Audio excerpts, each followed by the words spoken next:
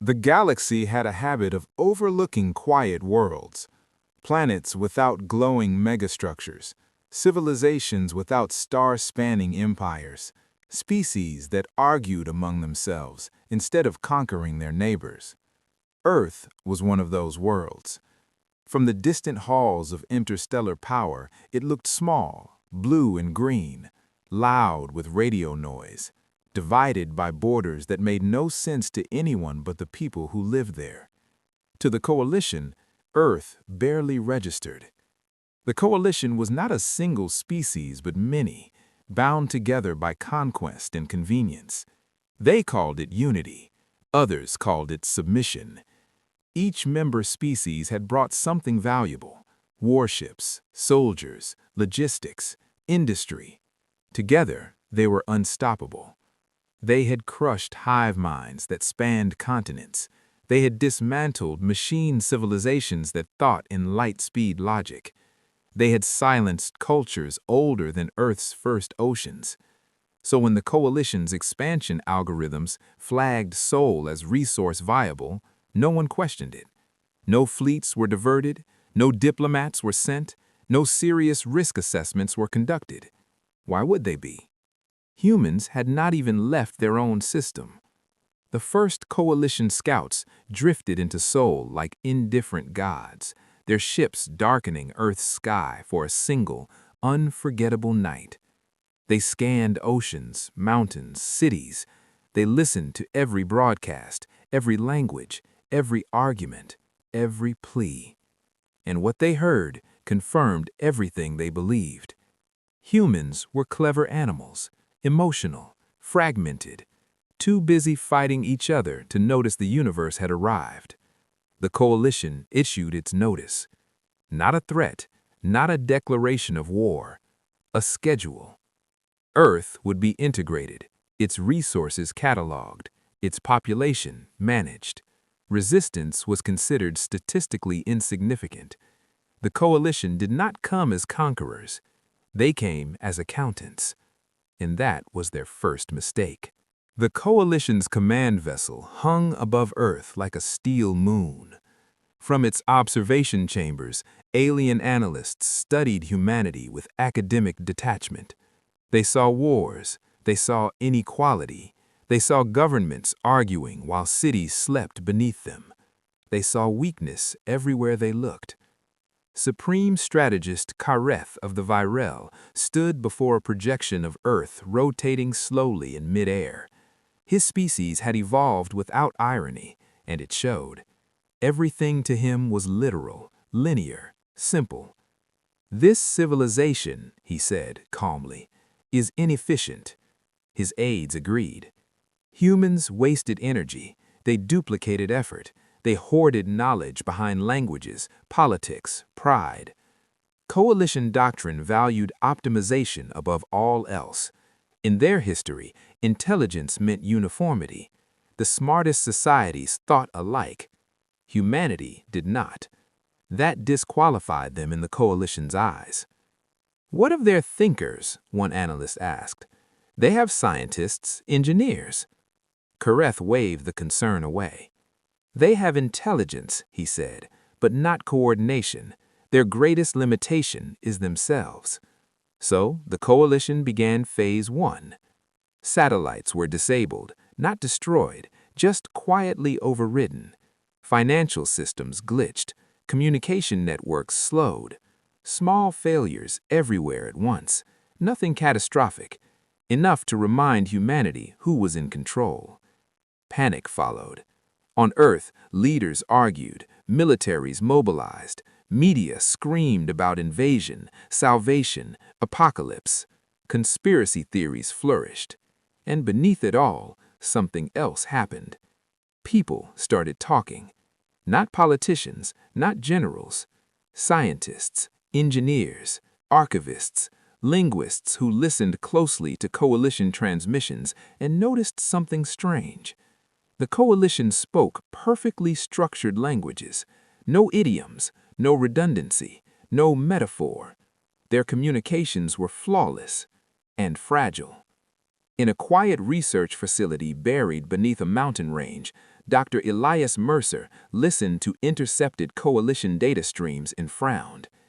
"They think intelligence means clarity," he murmured, "that everything important should be obvious." His assistant looked up. "Isn't that reasonable?" Mercer smiled faintly. "Only if you've never had to hide from something stronger than you." The coalition tightened its grip. More systems went dark, supply chains faltered, cities experienced rolling blackouts. Still, the coalition did not attack. They waited. Coalition doctrine held that pressure revealed truth. A species under stress showed its real capabilities, and what the coalition saw only confirmed their arrogance. Humans protested, humans blamed each other, humans begged the sky for mercy or revenge. What the coalition did not see were the private networks forming in the shadows of the internet, the offline meetings, the handwritten notes passed between researchers when digital systems became unreliable. Humanity had lived with surveillance before. It had learned to adapt. Dr. Mercer was not alone. Across Earth, similar minds reached similar conclusions. The coalition's technology was advanced, but predictable. Their systems prioritized efficiency. That meant no wasted processes. Humans loved wasted processes. Redundancy, backup, layers of abstraction built on top of older layers. The coalition used clean code. Human systems were messy, and in that mess lived something dangerous. A mathematician in Mumbai noticed coalition encryption followed elegant recursive logic. A linguist in Nairobi realized their command structures mirrored their language patterns, hierarchical, rigid, literal. A retired intelligence analyst in Buenos Aires recognized the cadence of overconfidence. The coalition did not plan for misinterpretation. They did not plan for lies that sounded like truth. They did not plan for stories. And they did not plan for humans using their own weaknesses as weapons. Dr. Mercer addressed a small group gathered in the dimly lit facility. There were no flags, no speeches, just tired people with sharp eyes. "We can't beat them in a fight," he said, "and we can't hack them the way we hack ourselves." "So what can we do?" someone asked. Mercer gestured to the wall, where ancient texts were projected beside modern code. "We confuse them." The plan was not a weapon, it was a conversation. Coalition systems were designed to integrate new species by absorbing data, languages, cultures, histories into centralized processing frameworks.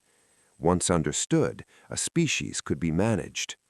Humanity would let them try. Human archives were opened. Art, literature, philosophy, mythology, everything humanity had ever recorded, offered freely, eagerly. The coalition analysts were pleased. They devoured it all. Trillions of data points poured into their systems, stories of gods and monsters, contradictory histories, fiction presented as truth, truth hidden in fiction. The coalition's processors worked tirelessly to categorize meaning. They failed. Human stories did not resolve cleanly. Heroes were flawed, villains were sympathetic, lessons contradicted each other. Coalition logic trees spiraled into recursion. "This data is inefficient," Kareth observed. "But fascinating," another strategist replied. "Their myths encode survival strategies." So they fed more data in.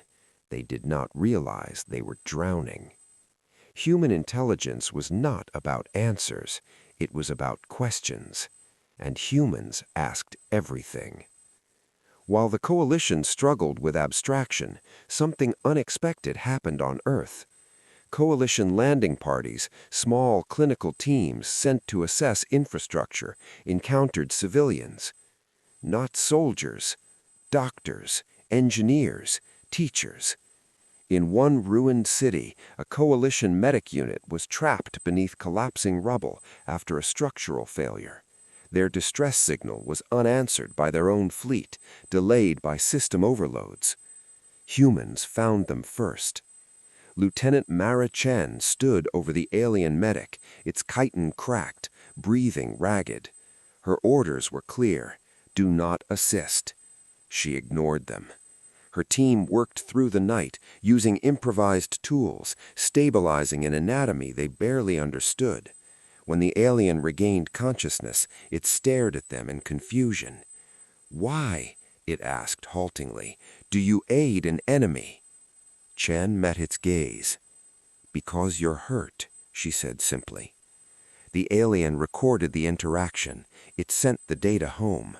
The coalition analysts flagged it as anomalous. Compassion was not logical under conquest parameters. But humans kept doing it, again and again.